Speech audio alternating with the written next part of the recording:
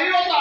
सभी मरीज आयुर्वेद से ठीक हो जाते, यूनानी से ठीक हो जाते, सभी मरीज होम्योपैथी से ठीक हो जाते, सभी मरीज इलेक्ट्रोहोम्योपैथी से ठीक हो जाते, कुछ योगा से ठीक हो जाते। लेकिन हमको बताइए, क्या इन जगहों पर मरीज निराश होकर जाता है कि नहीं जाता? इसका मतलब कहीं न कहीं अभी ये चिकित्सा पद्धतियां अधूरी है। और जब इंसान से हार जाता है, इंसान एक नया जुगाड़ लगाता है। आपको बता दूं, वो पहुंचता है कहां?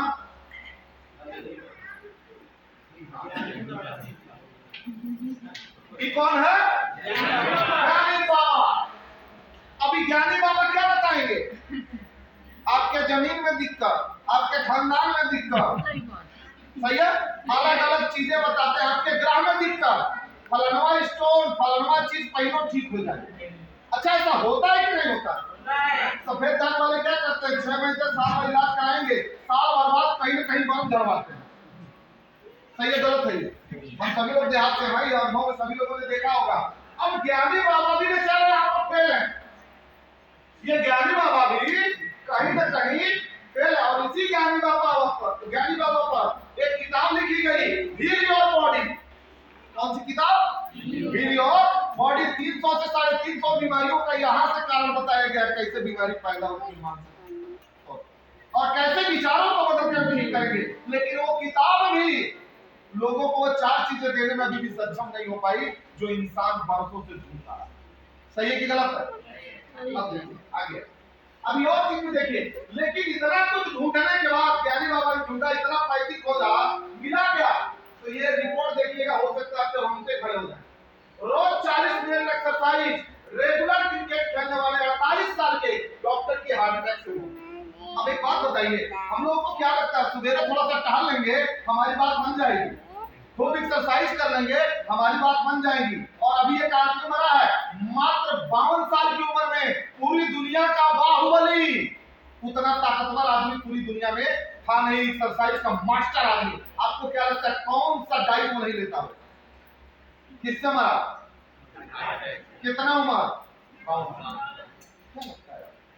मरने की उम्र थी? मरने की उम्र नहीं थी, लेकिन दुनिया से चला गया। अभी और देखिए, doctor Saurabh Mathur, senior ortho surgeon, अस्पताल में हार्ट अटैक।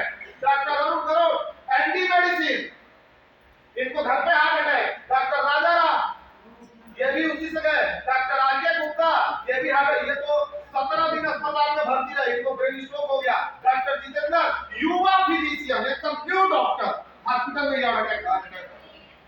क्या लगता है आपको? लगता है मैं डॉक्टर के पास जा रहा हूँ, डॉक्टर बचा लेगा? डॉक्टर तो खुदे खतरा में, डॉक्टर तो खुदे खतरा में। और एक चीज बताइए, यहाँ क्या लिखा हुआ है? ऐसा पहली बार हुआ है कि बिना किसी कारण के यहाँ थ्रोम्बोसिस यानी कि खून के थक्के बन जा रहे हैं, कोई रीजन नहीं। और अगर यहाँ खून का थक्का बन गया, आपका क्या होगा? आपको पैरालिसिस। क्या होगा? पैरालिसिस। और आपको बता दें, अभी और चीजें आपको दिखा रही है। अब यहां से अब ये चीज जो आपने देखी, ऐसी बहुत सारी घटनाएं होती है कि नहीं होती? अब यहाँ लिखा है अत्यधिक एक्सरसाइज भी खराब है। अगर आवश्यकता से अधिक कर लिया ना, आर्टरी पर दबाव बन जाएगा, वेन्स पर दबाव बन जाएगा, कहीं फट जाएगी, खत्म हो जाएगा। इसलिए एक नॉर्मल एक्सरसाइज ही ठीक है। और आपको बता दें, ऐसा ही एक ही कारण नहीं है, अभी ऐसे बहुत सारे रीजन है। 4 प्रमुख कारण है जो आज इंसानों की सबसे ज्यादा जान लेते। 4 प्रमुख कारण जानना चाहेंगे? अभी ये जो पहला कारण है कैंसर। हार्ट में अगर कैंसर की बात करते हैं, 70% पीड़ितों की मौत कैंसर का पता चलने के 1 साल के भीतर हो जाती है। मतलब जैसे ही पता चला मुझे कैंसर है, 1 साल के अंदर मौत। दूसरी चीज क्या है? 80% कैंसर के मरीज आखिरी स्टेज में डॉक्टर के पास पहुंचते हैं। आखिरी स्टेज यानी कि जब पहुंचने का चांस नहीं है। अभी क्या दे रहा है? 71% कैंसर पीड़ितों की मौत 30 साल से 69 साल की उम्र में हो जाती है। और 15% कैंसर के मरीज बच्चे हैं और युवा है।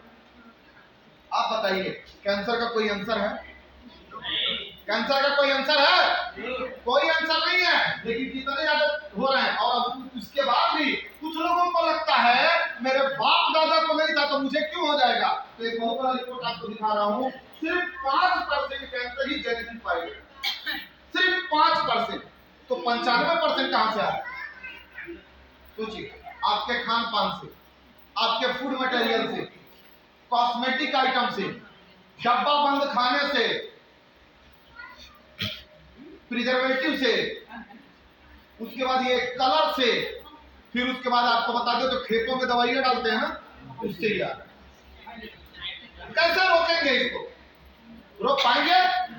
नहीं रोक पाएंगे। क्यों नहीं रोक पाएंगे? क्योंकि कारण है हमने अपने शरीर को इतना बिगाड़ दिया है कि आप शरीर भी आपके साथ समझौता करने को तैयार है। इस चीज को ध्यान रखें। अब यही चीज दिखा रहा है। और भारत में सबसे ज्यादा मामला ब्रेस्ट कैंसर का है। औरतों को सावधान रहने की जरूरत। ब्रेस्ट कैंसर, मेमोरी ग्लैंड की सूजन बहुत तेज आ रही है आजकल। और आपको बताते हैं पिछले साल 1 लाख 1.6 लाख यानी कि 1,62,000 केस आए, 87,000 मर गए। मुंह के कैंसर के 1,20,000 है, गर्भाशय के कैंसर के 97,000, फेफड़े के कैंसर के 69,000, आमाशय के कैंसर के 57,000। अभी बहुत सारे कैंसर के वैरायटीज हैं, लेकिन सबसे ज्यादा ब्रेस्ट कैंसर पाया गया, खास करके औरतों में। तो सबसे ज्यादा छुरी इसकी किस पर चल रही है? औरतों। इसलिए सबसे ज्यादा होशियार हमको होना पड़ेगा। और भी कारण नंबर 2 देखते हैं, हार्ट अटैक। और आपको बता दें, फिगर पर ध्यान से इसको देखिएगा। देश में दिल की बीमारी बढ़ने की 5 बड़ी वजह है। जो हार्ट अटैक आजकल आ रहा है, कितना आ रहा है, क्यों आ रहा है? तो देखिए, हाई ब्लड प्रेशर की वजह से 56% लोगों को हार्ट अटैक आ रहा है। दूसरा, खराब खान पान से 54% लोगों को। एयर पॉल्यूशन यानी हवा के अंदर जो पॉल्यूशन है उसके कारण 31%, हाई कोलेस्ट्रॉल की वजह से 19% और तंबाकू की वजह से 18%। चलिए मान लीजिए आप कहेंगे ये बीमार है, ये बीमार है, ये भी बीमार है, ये भी बीमार है। ये कौन सा बीमार है? एयर पॉल्यूशन यानी कि हवा प्रदूषण, इसकी वजह से आ रहा है। अभी और इसमें और हार्ट में सिर्फ एक प्रकार की बीमारी नहीं है, 7 प्रकार की बीमारी है। कितने प्रकार की? 7 प्रकार की। हमको प्रकार पे नहीं जाना है, हमको सिर्फ इसको थोड़ा सा समझना है। कारण नंबर 3, जो मौत का सबसे बड़ा कारण है। कितने डॉक्टर्स हैं यहाँ पर? हाथ उठाएंगे। डॉक्टर्स कितने हैं सर? 1 और 2। एक सर्वे जी हैं 3, एक हम हैं 4, एक हम 5। एक जोरदार तालियां सर जी।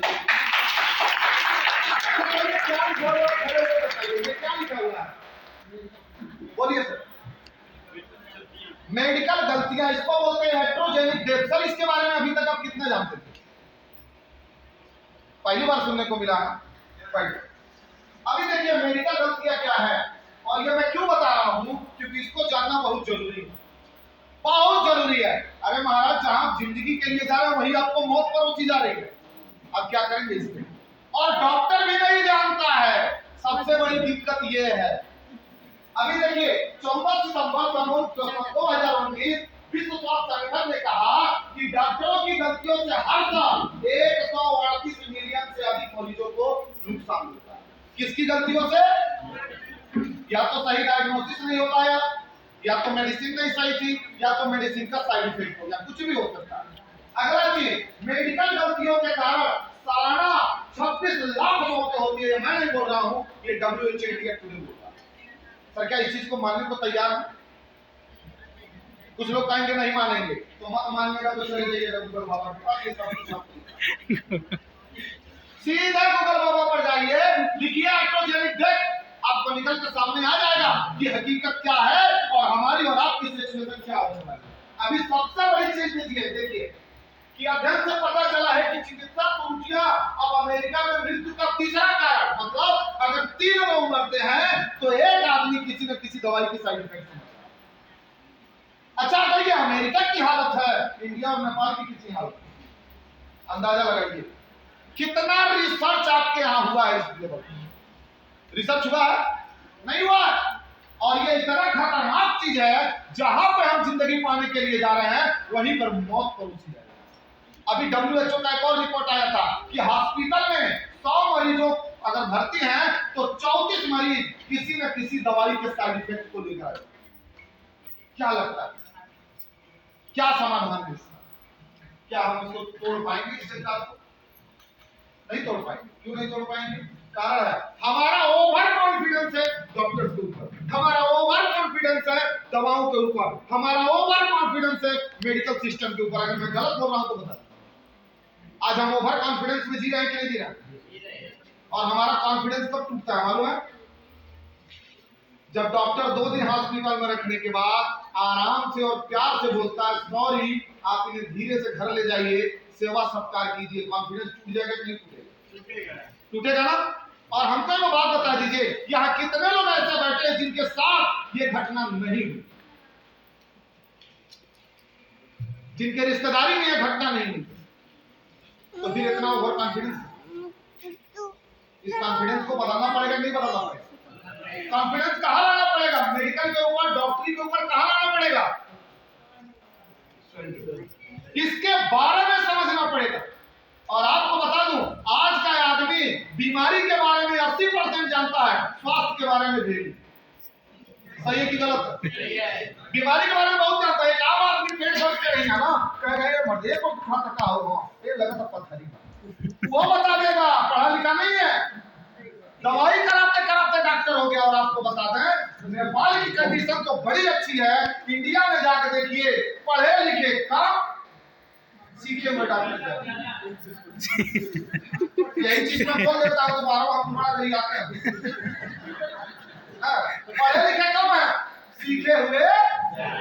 अब डॉक्टर साहब, हम सर्वेश जी के पास रहे, अब हमने देखा सर्वेश जी अमीकासिन और पैरासिटामोल लेकर लगा रहे हैं, तो उनको देखकर मैं भी डॉक्टर बन गया। कोई बुखार का मरीज पाएंगे हम भी लगा। लेकिन सर्वेश जी को मालूम है इसका कॉम्प्लिकेशन क्या है? क्या हमको और आपको मालूम है? नहीं। आपको मालूम है पैरासिटामोल डायरेक्ट आपके लीवर को इफेक्ट करती है, सीधे लीवर को खराब करती है। और आपको बता दें, फीवर घर घर में है कि नहीं है? और जाकर देखिए, घर घर में फैटी लीवर हो गया, सबका लीवर वर्क सही जगह पर। सोचिए, तो ये चीजें समझनी पड़ेगी। तो ये है मेडिकल त्रुटियां। अगली चीज की बात करूं तो डायबिटीज। डायबिटीज का मतलब शुगर। अच्छा, इस बीमारी को कितने लोग नहीं जानते? सबके घर में है, सही है? कहा जाता है जैसे चीनी सबके घर में है, वैसे शुगर के पेशेंट भी लगभग सबके घर में हो चुके हैं। और अगर डायबिटीज की मैं बात करूं तो डायबिटीज 2 प्रकार का है, टाइप 1 एंड टाइप 2। कौन सा है? Type 1, type 2। टाइप 1 में क्या होता है, आपका शरीर इंसुलिन नहीं बनाता। तो जब इंसुलिन नहीं बनेगा तो जो भी ग्लूकोज खाएंगे क्या वो टूटेगा? जब वो टूटेगा नहीं तो एनर्जी नहीं बनेगी, तो एक्सेस में जमा होगा कि नहीं होगा? तो जो जमा होगा वही आपका डायबिटीज यानी शुगर की मात्रा बढ़ा देगा। टाइप 2 में क्या होता है, सब सही है, इंसुलिन सब सही बन रहा है, लेकिन आपका हीमोग्लोबिन, आपका ब्लड उस ग्लूकोज को लेने से इनकार कर देता है। तो इस अवस्था में भी शुगर बढ़ेगा कि नहीं बढ़ेगा? तो जितने कम उम्र में आप डायबिटीज देखने को मिला ना, 25 साल 20 साल, ये सब टाइप 2 वाले। इनका हीमोग्लोबिन कह रहा है भैया मैं तुम्हारे लिए हुए ग्लूकोज को एक्सेप्ट ही नहीं करूंगा। तो जब ये एक्सेप्ट नहीं करेंगे तो क्या होगा? बढ़ेगा ना। अच्छा, शुगर बीमारी है तो है क्या? बताइए। अगर बीमारी नहीं है तो है क्या? मैं बॉडी का प्रक्रिया बता रहा हूं, वही से आपको समझ में आ जाएगा। यह है क्या? दिमाग लगाइए, सोचिए। आपको मैं बता दूं, शुगर एक लाइफ स्टाइल डिजीज है, ये डिजीज है ही। क्योंकि एक चीज समझिएगा, आपका शरीर जैसे ही बच्चा पैदा होता है, बॉडी में इंसुलिन बनेगा कि नहीं बनेगा? तो कितना देर बनेगा? 24 घंटा। कब तक? 2 साल। और जैसे ही 2 साल से ऊपर होगा तब भी इंसुलिन बनेगा। कब तक? जब तक धूप रहेगी तब तक धूप खत्म, बॉडी में इंसुलिन बनना बंद। अब आप बताइए, रात को ठंड भोजन अच्छा पे निद्रा करेंगे तो और रात को आपका बॉडी इंसुलिन बना ही नहीं रहा, ग्लूकोज पचेगा कैसे?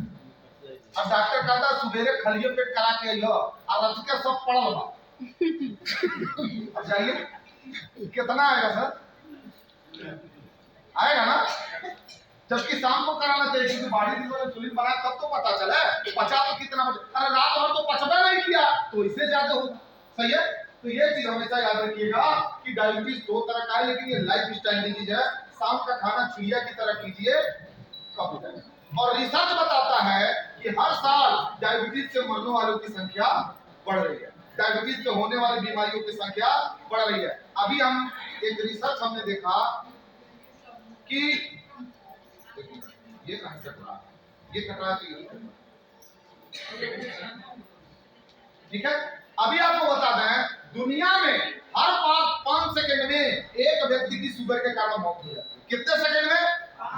5 सेकंड। मैं आपसे बात कर रहा हूं, एक आदमी डायबिटीज से गया, मैं आपसे बात कर रहा हूं, दूसरा आदमी डायबिटीज से गया, क्योंकि लगभग 10 सेकंड निकल गए कि नहीं निकल गए। दूसरी चीज क्या देखने को मिली है कि हर 70 सेकंड में एक आदमी का शुगर से होने वाले गैंग्रीन के कारण पांव काट लिया गया। 70 सेकंड, यानी कि 1 मिनट से थोड़ा सा ऊपर गया, 60 सेकंड से 10 सेकंड और ज्यादा एक आदमी का पांव कट गया दुनिया में करने। सोचिए कितना भयंकर चीज है। दूसरी चीज, दुनिया भर में अगर शुगर के मरीजों को इकट्ठा करें तो दुनिया का तीसरा सबसे बड़ा देश होगा। चाइना और इंडिया के बाद सबसे बड़ा देश बनेगा, जिसका नाम रखा जाएगा सुग्रीव देश। इकट्ठा कर दिया जाए तो। और आपको बता दें, 50% से ऊपर ऐसे लोग हैं जिनको पता ही नहीं है कि उन्हें शुगर, उन्हें पता ही नहीं है। और लास्ट चीज बता दें, अंधापन, लकवा और हार्ट अटैक का जो सबसे बड़ा कारण है वो है डायबिटीज आज की समय। तो आप हमको बताइए ना, पूरी दुनिया में इन 4 लोगों से मरते हुए लोगों को आपने देखा है कि नहीं देखा? बोलिए कितने लोगों ने देखा है सर? हाथ में देखा है? हिंदी समझ में आ रही है ना? तो आवाज में दम होनी चाहिए, आपसे ज्यादा तो हमारी है। दम कहां गया? नेपाल में दम मने दामा हो जाता। दामा मत समझिएगा, दम मने जाना। सही है? तो जोश होना चाहिए कि नहीं होना चाहिए? आप बता दीजिए, आपने देखा है कि नहीं देखा है? लेकिन हमको एक बात बताइए, आपने देखा है और कितने लोग चाहते हैं कि मेरे यहां हो? बस इस सवाल के जवाब। सभी लोग चाहते हैं ना होना, लेकिन उसके लिए आप क्या कर रहे हैं? मुद्दा ये नहीं है कि हम क्या चाहते हैं, मुद्दा ये है कि हम कर क्या रहे हैं। रिएक्शन में वही चीज है, हम चाहते हैं I am a crown ambassador, लेकिन करते हैं I am a star. Work star का है, बनेंगे क्राउन एम्बेसडर कैसे बनेंगे? बोलिए बन पाएंगे? हम परिणाम के बारे में सोचते हैं, सिर्फ परिणाम के सोचने से काम नहीं चलेगा। सबसे पहले आपको प्रोसेस के बारे में सोचना पड़ेगा। किसके बारे में? प्रोसेस। क्या करना पड़ेगा, अच्छा है क्या हम कर रहे हैं। अच्छा, अब आपसे एक सवाल, आप क्या कर रहे हैं थोड़ा खुद सोचिए। आप अपने शरीर के दुश्मन खुद बन रहे हैं कि नहीं बन रहे हैं? कितने लोगों को लगता है कि मैं सही जा रहा हूं? आप इधर बताइए, कितने लोग? अगर मैं रॉन्ग जा रहा हूं तब भी पता नहीं। कुछ लोगों को, बाकी लोगों को समझ में आ रहा है कि नहीं आ रहा है? सही जा रहा है? इसका तोड़ ढूंढना है तो कहां मिलेगा, कहां पे मिलेगा? ढूंढना पड़ेगा माय डियर फ्रेंड। और आपको बता दें, अगर इसका तोड़ ढूंढना है तो उसके पहले अपने मन से एक सवाल कीजिए, हम किधर जा रहे हैं और हमारी सही दिशा क्या होनी चाहिए। और एक बार नहीं, 2 बार सवाल कीजिए कि हम किधर जा रहे हैं और हमारी सही दिशा क्या होनी चाहिए। क्योंकि आपका विकास उतना ही हो पाएगा जिधर आप चलेंगे। अगर आप जा रहे हैं दक्षिण की तरफ तो आप पूरब की तरफ नहीं जा पाएंगे। आपको पूरब की तरफ जाने के लिए पूरब जाना पड़ेगा, दक्षिण की तरफ जाने के लिए दक्षिण जाना पड़ेगा। अगर स्वास्थ्य की तरफ जाना चाहते हैं तो वहां जाना पड़ेगा जहां से स्वास्थ्य मिलता है। अगर अच्छा बॉडी चाहते हैं तो तरफ जाना पड़ेगा जहां पे अच्छा बॉडी मिलता है। और आपको बता दें, अगर आप तो क्या करना चाहिए, हमसे पूछेंगे तो एक ही जवाब है हमारा, क्या है? वेलनेस। वेलनेस का मतलब वेल माने अच्छा, वेल माने अच्छा। वेलनेस का मतलब क्या होता है, इसकी परिभाषा थोड़ा निकाल के हम लोग देखिए। ये है वेलनेस की परिभाषा। सन 1960 और सन 1970 के दशक में कुछ अमेरिकी वैज्ञानिक थे, जैसे Albert Dunn, Jack Davis, John Hunted, Bill Headler और कुछ और थे। और इन्होंने किसके लिए निकाला था तो देखिए, वेलनेस प्राचीन वन्य जीव वाला एक आधुनिक शब्द है। कौन सा? वन्य जीव वाला। और समग्र दोनों तरह से कल्याण के प्रमुख सिद्धांत पूर्व भारत, चीन से लेकर पश्चिम ग्रीस, रोम तक की प्राचीन सभ्यताएं पाई जा सकती है। उसी सदी में यूरोप और संयुक्त राज्य अमेरिका में पारंपरिक चिकित्सा के विभिन्न प्रकार के नाम लो। अब मेडिकल साइंस लोग अपने में लड़ रहा है कि नहीं लड़ रहा है? वो बोल रहा है मेरा बेटा तो बहुत जमाने से चल रहा है। धार्मिक और चिकित्सा आंदोलन विकसित हुआ, बहुत सारी नई नई पैथियां आई, होम्योपैथी आया, योगा आया, सब बहुत सारी चीज आई। अब आगे देखिए क्या होगा।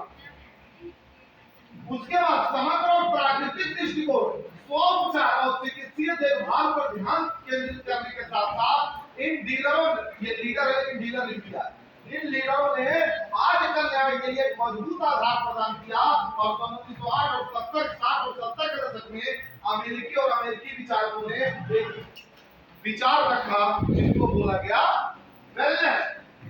और इन्होंने क्या किया, इन्होंने एक अनोखा नेटवर्क के लेखन और विचार नेतृत्व के तहत कल्याण चित्र और समग्र रूप से टेरिको ने अधिक दृश्यता प्रदान की। जैसे जैसे ये विकसित हुआ, हरे हुए और बुनियादी ढांचे में आए, उन्होंने स्वस्थ जीवन, अब यहाँ से ध्यान दीजिएगा, क्या किया?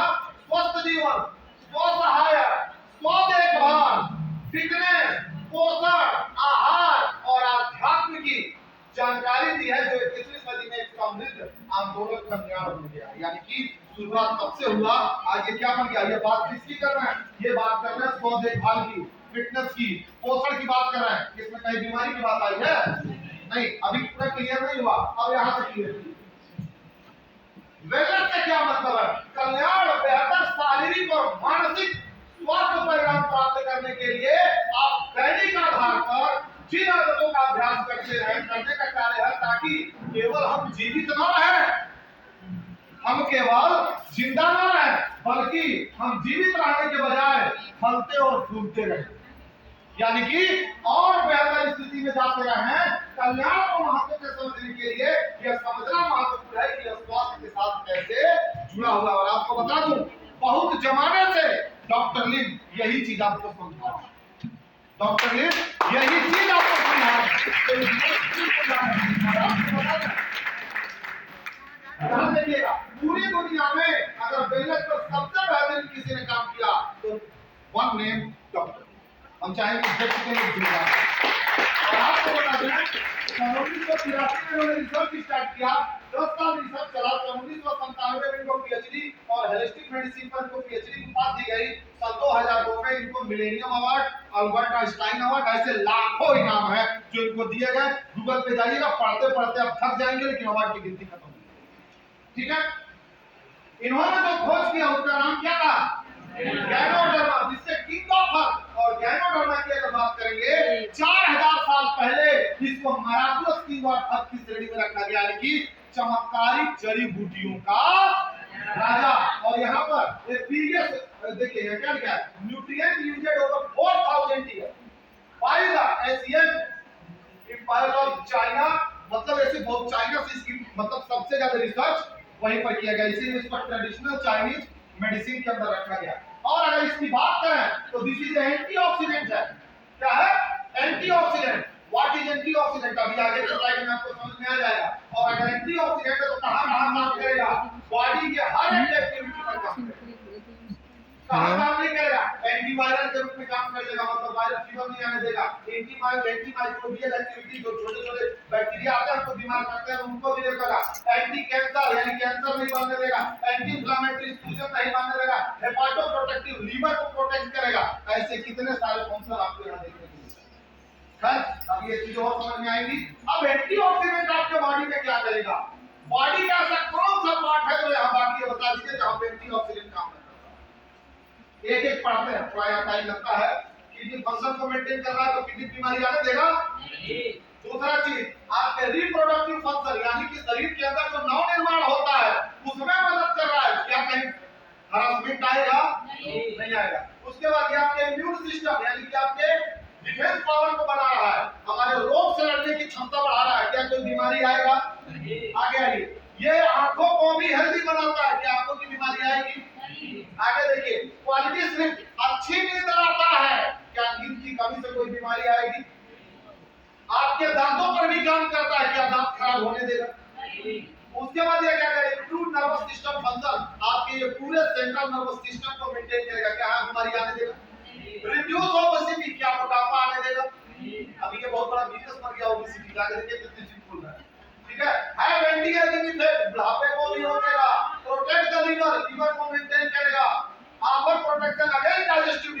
यानी कि कोई भी डाइजेस्टिव डिसऑर्डर नहीं आने देगा। और सपोर्ट रेस्पिरेटरी सिस्टम यानी आपके फेफड़े को भी मेंटेन करने का काम करेगा कौन? एंटीऑक्सीडेंट। अभी आइए और समझते हैं एंटीऑक्सीडेंट क्या करेगा। जितने भी कैंसर सेल बॉडी में बनते हैं इनको रोज काट काट के खत्म कर देगा। और एंटीऑक्सीडेंट क्या है? Antioxidant super hero fighting free radicals, ये आपके बॉडी का सुपर हीरो है। सुपर हीरो क्या करते हैं? दुनिया को नुकसान से बचाते हैं, ये आपके शरीर को नुकसान से बचाते हैं। बताइए ना किसकी जरूरत है? बैटमैन, स्पाइडरमैन की एंटीऑक्सीडेंट में? ये आपको सोचना पड़ेगा, सही है। अब देखिए एंटीऑक्सीडेंट में यहाँ क्या दिख रहा है? फ्रूट दिख रहा है, फल दिख रहा है, जड़ी बूटी दिख रहा है। डॉक्टर ने क्या दिया? यही तो दिया। इसका राजा है आपके हाथ में दिया, जिसका नाम है गैन।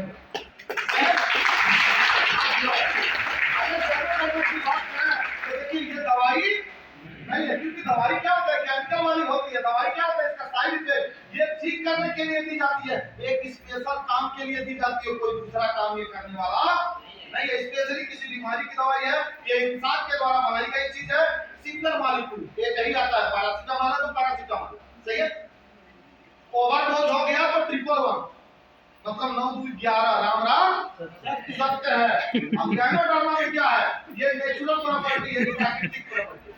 दूसरा चीज एलिमेंट रिफ्लेक्शन होता है, मतलब इसको खाने से रिएक्शन नहीं होता है, एलिमेंट रिफ्लेक्शन। अब व्हाट इज एलिमेंट रिफ्लेक्शन? जब आपका शरीर अपने अंदर के कचरों को निकाल के बाहर फेंकने की कोशिश करता है, इसी को बोलते हैं एलिमेंट रिफ्लेक्शन। इसीलिए गैनोडर्मा खाते हैं तो पेशाब बढ़ जाता है,